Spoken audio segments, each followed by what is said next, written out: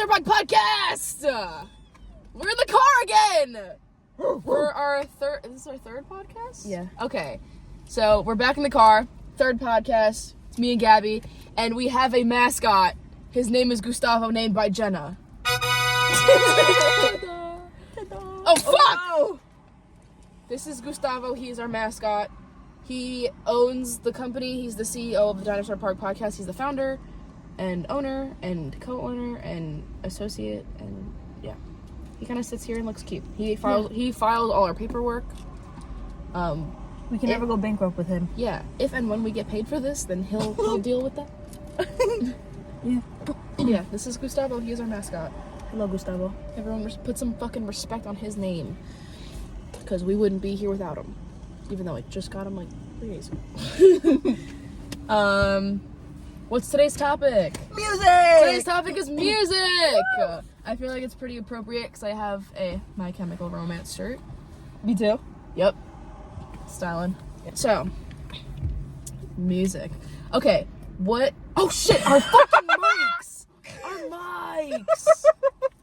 Fuck, hold on. We're not gonna start over. Actually, do we start over? No. Okay, we're not gonna start over, but we're gonna cut back to the mics, so hold on. So we have one mic for now. Yeah. Excuse me. So we're just gonna go back and forth. Welcome back.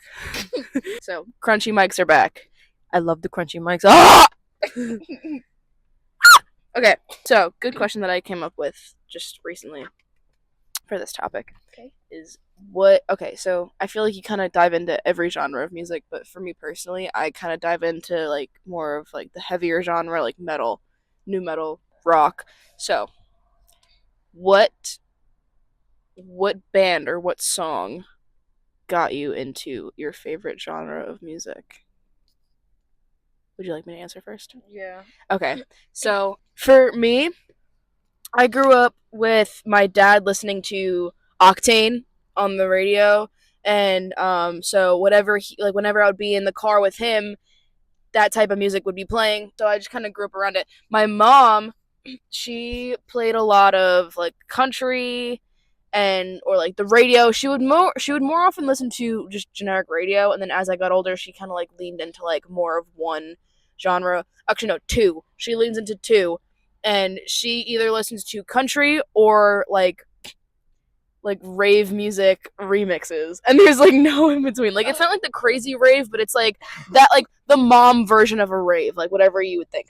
But you know, I'm also closer with my dad, so I kind of lean more towards his type of music. So my mom is just not close to me for a few reasons. Yeah, so my dad listens to a lot of like heavier music, and so I grew up kind of like leaning towards that. I never really got into deeper music until like I want to say 5 years ago. I started like to dive into it a little bit, and then when I discovered Spotify, I had made a playlist, and it was called My Rock Playlist. I forgot I unplugged this. It was called My Rock Playlist, and I started out by listening to Foo Fighters. I remember one of the first songs I listened to was Monkey Wrench, and then This Is a Call, and like that whole album. So I listened to that a lot, and then my cousin got me into Red Hot Chili Peppers, and so they were kind of like my edgy music, and then eventually I started getting into Skillet, and who else did I get into like really early on? What's that band? Not Revolution, is it? No. Slither. Whoever the fuck made the song Slither. It's something with an R. Yeah, look it up. But so like that type of music I started out with, and then you know, the more I talk to people about music, yeah, Velvet Revolver. I knew it was something with an R. So they were like early into my playlist. Then I got into Paramore, Flyleaf, and like, you know, just that type of music. But before that, I had some like awful music taste. It was all like, well, not okay. I'm not bashing them because they're not awful, but like The Living Tombstone, Glass Animals, just TikTok music. So when I started like really like caring about music, that's when I started to like really experiment, and then like I switched from that to like indie pop, like indie rock. So I was into like um who was I into a lot last year before I like really started talking about metal. I did like Taylor Swift for a while. Cigarettes After Sex. Not so much Cage the Elephant, but Beach Bunny, Peach Pit. I feel like there's a lot of bands that I can name right now that I'm like blanking on. And then, eventually I kind of went back to listening to, like, I started craving the emo alt music. And so a few years ago, I discovered Pierce the Veil.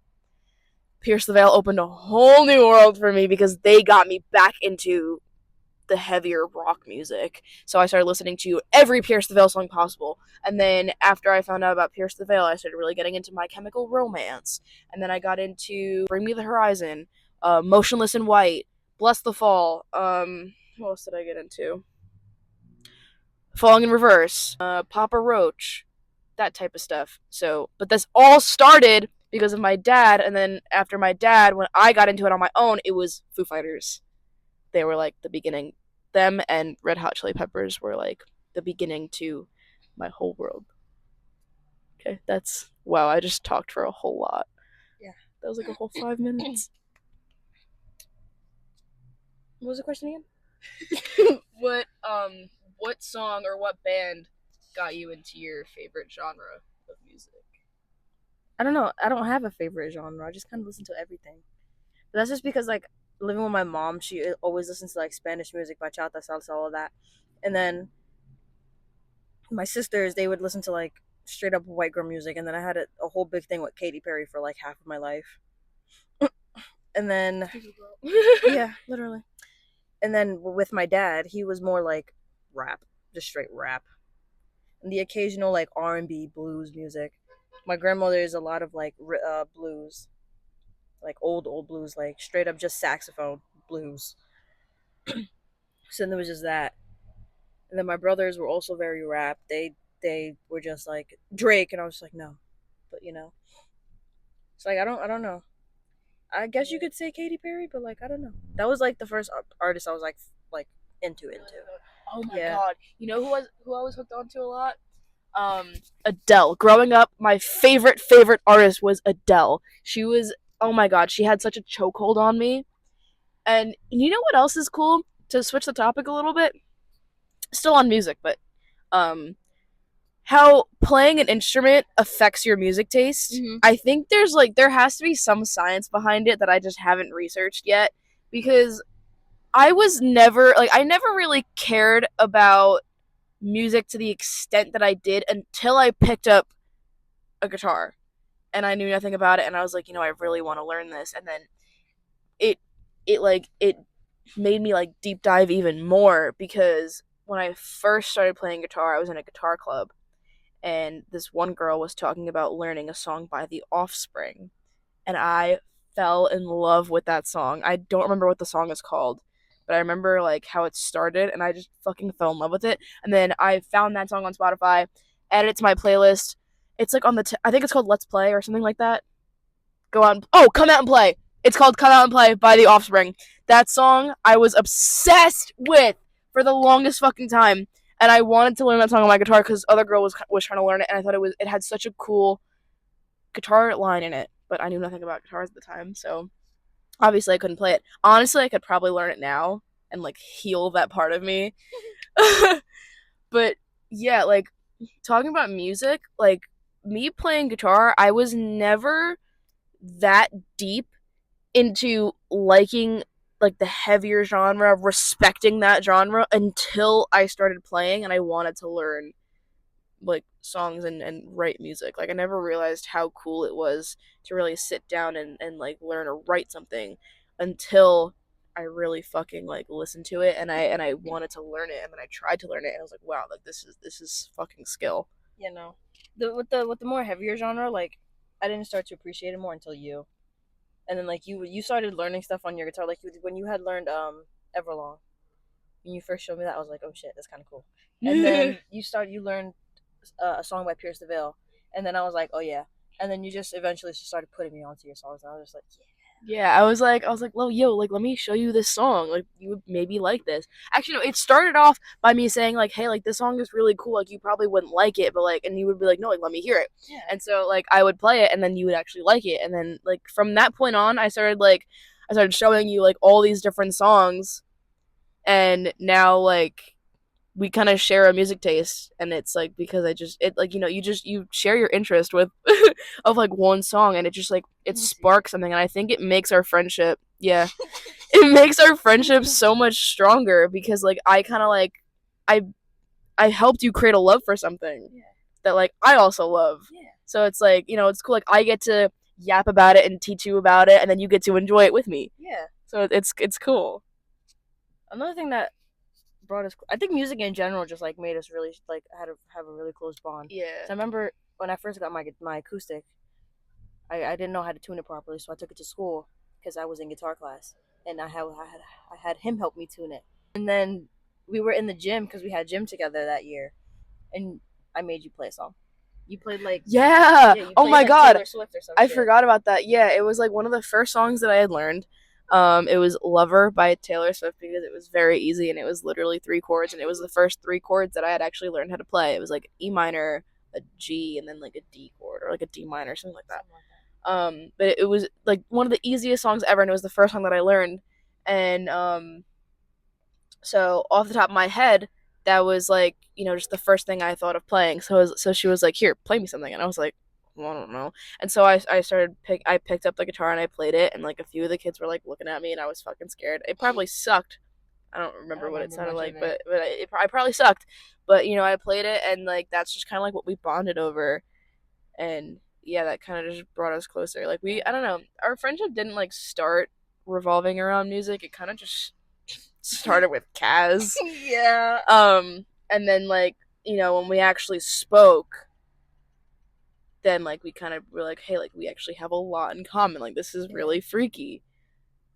But what's so funny? Like I was thinking about this all week this week. Like last summer, like we weren't super close last summer, because like I just didn't answer you ever. No. But you fucking stuck around. I don't know why the fuck you did that, because I would never respond to you. I don't know. I don't know. Because like my whole thing was like we were good friends last year in school. Yeah. We never hung out outside of school.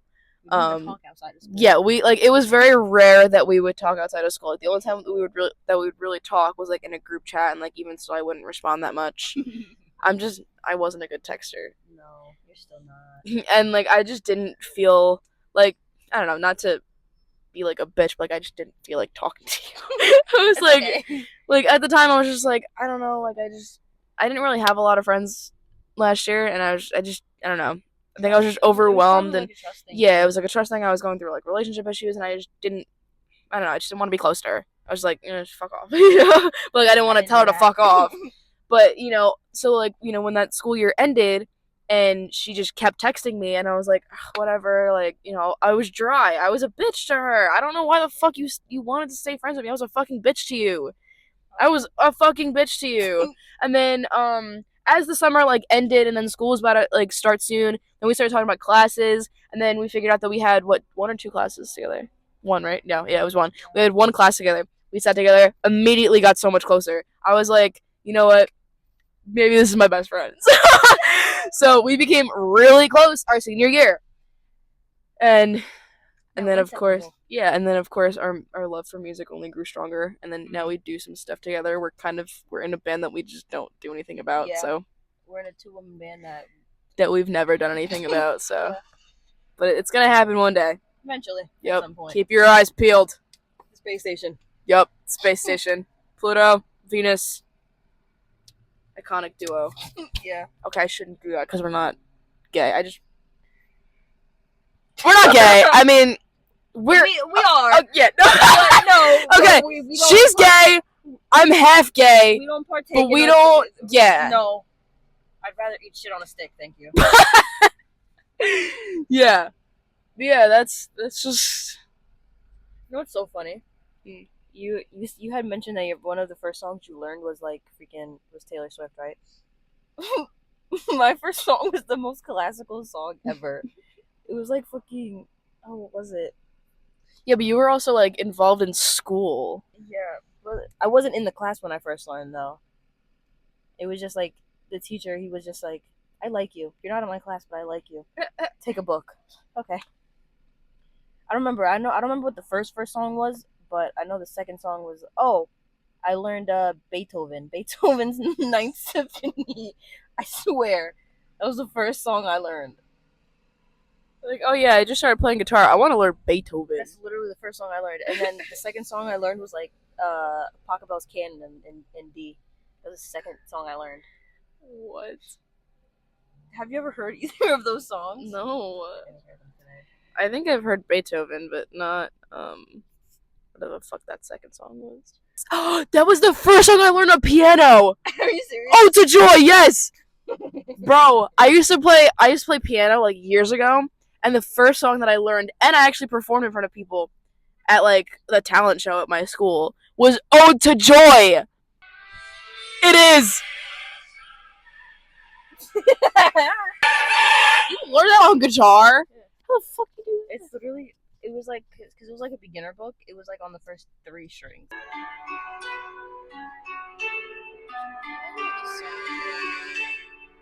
this a Christmas song? That's a wedding song. Gabby, will you play some funky tunes at my wedding? I'll make sure I bring I'm gonna play I Don't Care If You're Contagious. Please do.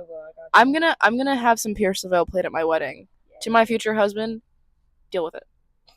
To your future husband, who we all know who he is. Yeah. No. To my future husband, because I know you're watching this, we're playing Pierce the Veil at my wedding. No choice. Okay. You gonna give me a listen? Yes. Okay. Yes. Perfect. Yes.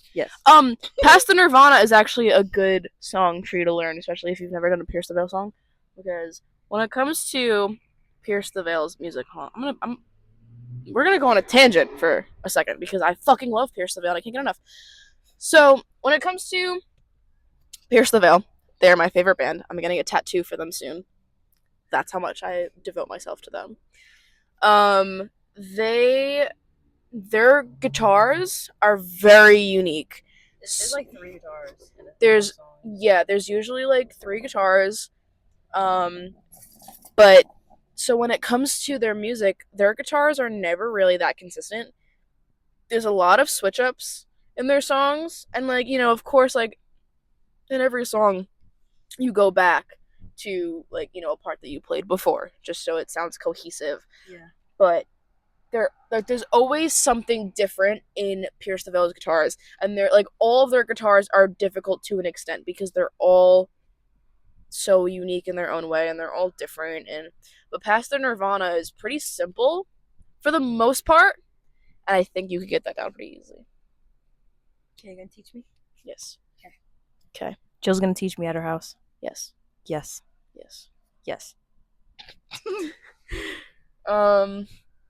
Yeah, Pierce the Veil, they're like magical. They're like magical. They're musical geniuses. God. What we were talking about before, a few weeks ago, or like a month ago. Sometimes it feels like a week ago, but it really was like a month ago, right? Real. We got into this deep ass conversation about how certain people like don't really listen to a lot of like heavier bands or just bands in general, because, or in the rock genre, because their music is portrayed differently, but it actually has like a really deep meaning to it. Yes. Okay. Yeah. Let's talk about that. We were talking about this. So we were discussing podcast topics, and we had been planning talking about music since before we started the podcast. Yeah. So it's been like 2 months since we've been talking about this, and we're finally doing a music episode. So different people perceive music differently. Yeah. And we had a whole conversation about this, and we said we were going to talk about it on the podcast, and now we are. So, when it comes to music, when you hear metal, you think, oh, this is about dying, this is, like, heavy, like, you're emo, you're depressed, like, you must really hate yourself if you listen to this type of music, because who would want to listen to such heavy, mean-sounding music? But then you take bands like Wage War. Yeah. Oh, I could go on and on and on about Wage War. They're a good example of this. They're a very heavy band. like their screams are deep. They're very heavy. Their guitars are intense and deep and like very bassy. Oh, they're a great I'm spitting everywhere. They're a great band, but they also have like a lot of like deep meaning in their song. You listen to Low. You take Low. Low by Wage War is a great song. If you listen to his lyrics, they're deep. You could literally take an acoustic version of that and turn it into the prettiest melody you've ever heard. But because it's metal, you're not listening to the words. You're listening to the song, you're not listening to the words. When you take music like Olivia Rodrigo, you listen to the lyrics, not just the music. Because it's slower, it's emotional, it makes you sad to listen to, and you can actually hear what she's saying. Yeah. When you compare her lyrics to Wage War, if you really pay attention, you can hear what he's saying. But because he has such a deep, screamo voice, you don't really understand it a lot. Especially because, like, since the music is so, like, quote-unquote mean and intense, you don't really pay attention to the words. You just more pay attention to the way it sounds. So it sounds mean, it sounds aggressive, it sounds emo, whatever. Yeah, it sounds angry. So you're going to perceive it that way. But when you take the lyrics, it's actually pretty sad. It's pretty fucking sad. Yeah. Also, another lyrical genius, back on the topic of Pierce the Veil, Vic Fuentes. He is a lyrical genius. He's been doing this shit since before I was fucking born. Yeah. He released his first album in 2006. Yeah. They released that album, incredible album. They were pretty young for, like, you know, especially for, like, you know, being new to the music industry. Like, they did amazing. They write amazing lyrics, you know. And then you take like Paraphernalia. That's a heavy song by them. It's emo. It's heavy. But then, but you take the lyrics, and it's such a sad, like, Hold On Till May, heart-wrenching song. But people don't always see it that way because it's a heavier song. Yeah. But when it comes to them, they're a little bit less heavy than a lot of metal bands because they're not really metal. They're more just emo. Yeah, you can like, make out what they're saying. And Vic's voice naturally is like whiny and emotional, so you kind of take that with you. But again, like, they're a good example. Their lyrics are very meaningful, but you don't always process it because there's so much going on in their music. Like, there's 3 guitars, there's the bass, there's vocals, there's background vocals. Like, there's always so much going on. There's not really like a calm part in any of their songs because there's always something going on. I think that one of their calmer songs that I've listened to is like Shared Trauma. Yeah, Shared Trauma is from their newest album, and it's it's a really good song. But, you know, that one, for them being a heavier emo band, whatever, you can, you know, actually like listen to the lyrics, and it's like emotional because of the way it's played. Naturally, you're gonna feel into something when it's slower because you have more processing time, and you can really feel the music. Like, it makes you like, it makes your gears turn. It kind of like puts you into perspective. When you're listening to like fast-paced music, you don't think about that. You just think like, oh, this is like really fast. It makes you want to like, you know, type thing. Another thing like a lot of artists do, like with music in general, is like they'll create a song that's personal to them, but they won't really give you a backstory behind it. So they just leave it up to you to interpret it however you feel. Yeah. Like that, I think like that type of stuff is really cool. And like that's how a lot of people kind of do it. Like Wage War does that. Like they kind of just like, I think it's Cody. I don't know if he actually writes the songs, but I think it's Cody. He like writes all these like heart-wrenching songs and then makes it metal. So, but he doesn't, you know, you don't know anything about Cody. So you just kind of, it's up to your interpretation. You take it with a grain of salt and you kind of like turn it onto like how it affects you. Yeah. That's like, I think that's why a lot of people have a different perspective on music too. Because like, Siva, Pierce the Veil. You are not allowed to have any other opinion because all of their music is for their fans. There's a meaning for every single one of their songs, and I have a journal explaining all of it. Big ass journal. Every single song of theirs, there is a meaning behind it. Hold On Till May is about one of their fans. a lot of their music is dedicated to their fans or like people that he loves, and like that is not up for interpretation. That is up for Vic's interpretation. Like you were telling me about $1 million houses before. That you was telling me the backstory to that. That's about his parents. Yeah. Yeah. And then like Yeah. I seen a TikTok like yesterday, and literally every day for the past like 2 days, 3 days. I've been getting a random TikTok about one of their songs, and it literally gives me the whole backstory, and it's just like, whoa. Yeah, it gets pretty deep. Like he does like interviews and he explains like the stories and like why he writes these songs. But like that. Whoa, hello. That is like for you to listen to and like because it's a story. He's telling a story. Wage War is more up for interpretation. Another thing, I feel like Bring Me the Horizon is a good mix of both because I also wrote every song meaning to that band too. A lot of his songs are about religion and like how like his views on religion and how he had like a drug abuse, like he had like a really bad addiction to drugs and like ketamine or whatever, and like those are his experiences. But then he also has a few songs that are about like people in general or like views about religion in general, where it's like you can either relate to it or you can just enjoy the music. I like their music. I think it's great, and I feel like in a lot of his songs that are about his drug addiction, like you can kind of feel like it comes from like his chest, like you could feel it when he sings.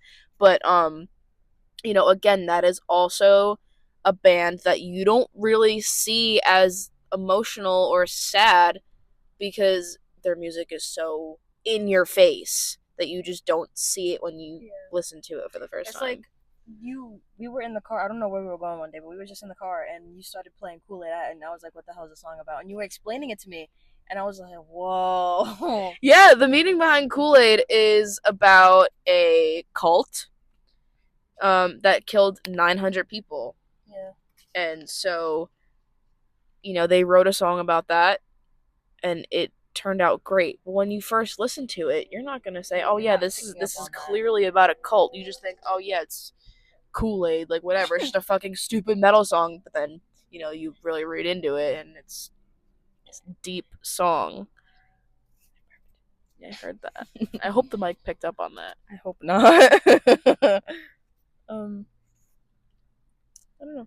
A lot of people are like, they're really weird with music, cause like, I'm gonna call anybody out, but my cousin, I freaking like, okay, like Bring Me the Horizon, right? Oh no, most summery song you'll ever hear Great in your song. entire life, right?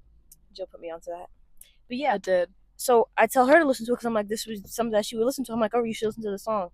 And she was like, all right, I'll listen to it. Never listened to it, but instead complained to my other cousin and said that I was trying to get her to listen to emo music. She didn't even listen to the song. She just heard the band name and was like, and I don't like that about certain people too. Like they judge a lot based off of like the band itself instead of the music.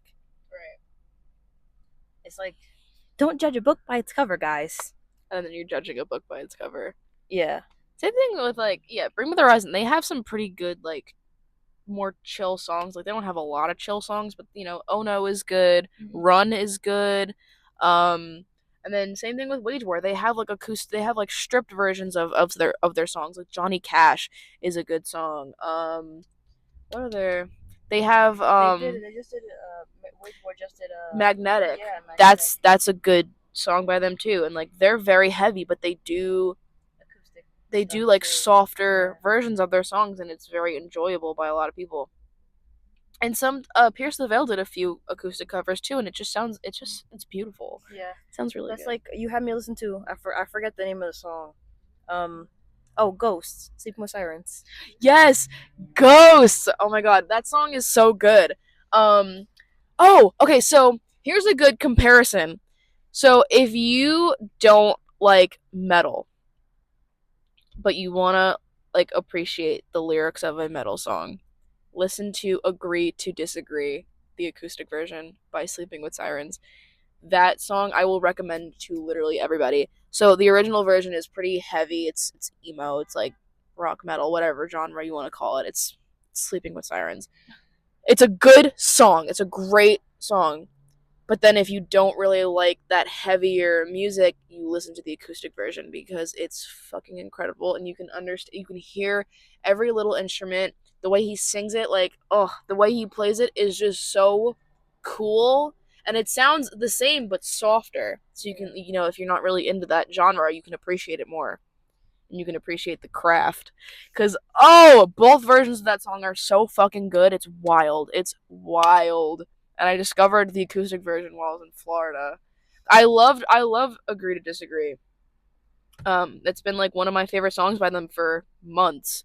And then I discovered the acoustic version and I was like, oh, open a whole new world. And then Ghosts. Did they do an acoustic version of that? Yeah, Ghosts. They did that song in general is like one of their calmer emo songs. But they have like their heavy instruments in the back. It's a good song. It's about cheating. It's just about like getting cheated on, leaving that relationship, whatever. It's a great song. Then they also did an acoustic version, which kind of like rips at your heartstrings just a little bit more because it's softer. Yeah.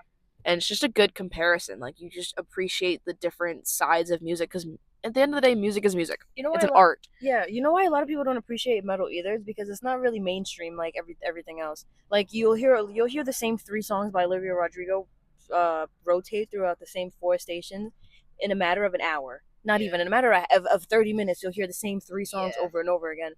So by default, it's like, yeah, that's my type of music right there.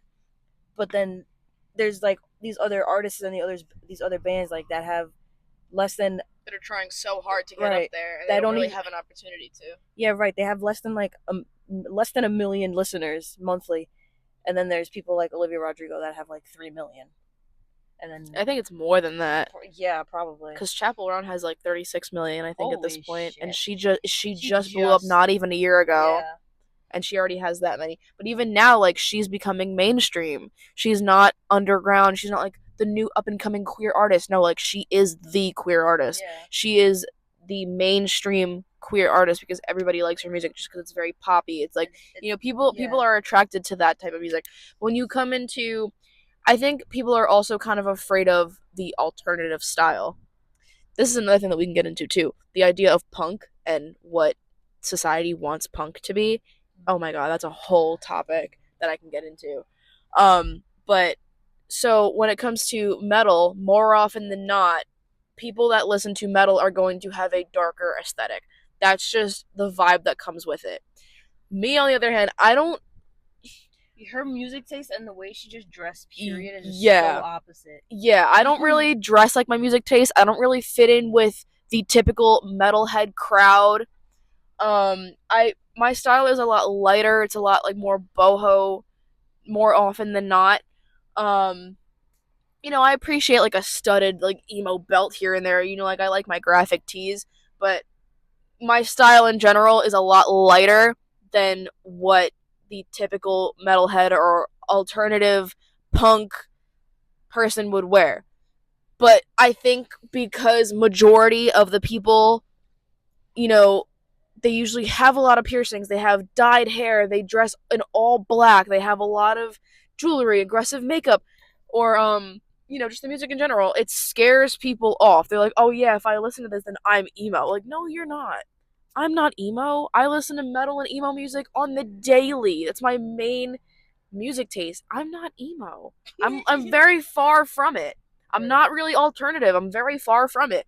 Like I lean more towards like boho, light, like simple. Like I'm not very alternative.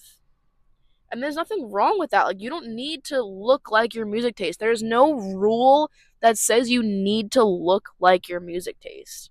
If anything, it's cool if you don't because it's like a little surprise.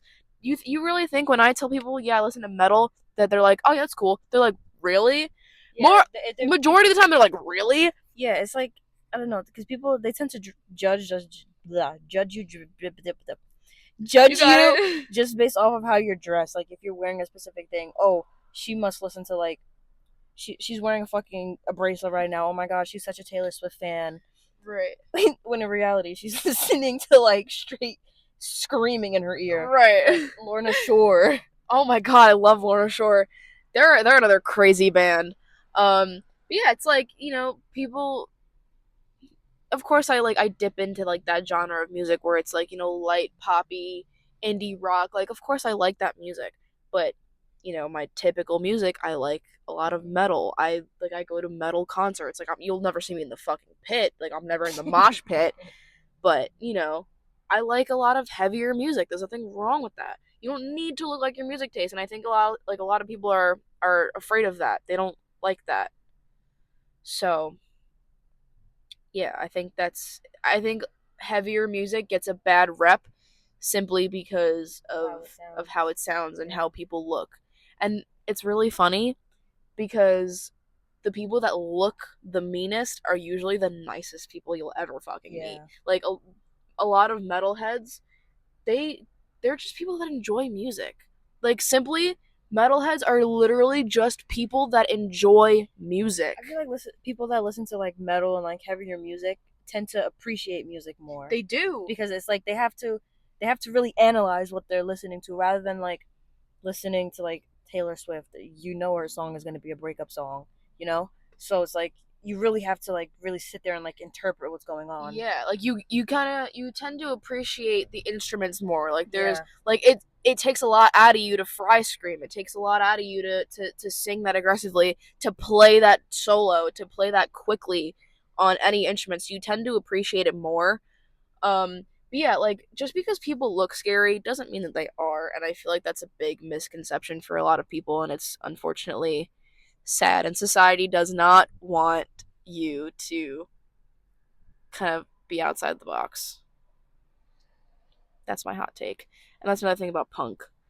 Punk is such a cool aesthetic. But, society and the government, whatever you want to fucking call it, because it kind of is. Yeah. It's all about money. Yeah, for sure. When it comes to consumerism, the government, it's all about money. They don't see you as people, they see you as numbers. So if something becomes popular or people start to take interest in things, their first thought is, that's money in my pocket. If I can sell that to you, that's money in my pocket. So punk, this is kind of similar to hippies too. Punk is it's not really just an aesthetic, it's like a lifestyle. When you live the punk lifestyle, and I might be a little wrong on this, when you're punk, you kind of live against the government. Like, I don't want to say like an anarchy, because I know some people are like anarchists that are punk, but you're kind of like against the government. You're against like giving your money to the government. So, crust pants. I watched a video recently about this girl that was talking about crust pants. And there's people that are selling fake crust pants to make money. So you're selling the punk aesthetic to people that don't know what punk is. Yeah. So next time you see someone that looks punk, maybe question them on it. Be like, what are crust pants? I'm like, I have no idea. Well, you actually just bought those off TikTok Shop. So they're like, oh yeah, I'm so punk rock, but your pants are from TikTok Shop. I'm so punk rock and emo, but your jewelry is from Temu. Like, these are the things that you have to think about before you put yourself in a box that you don't belong in. I don't.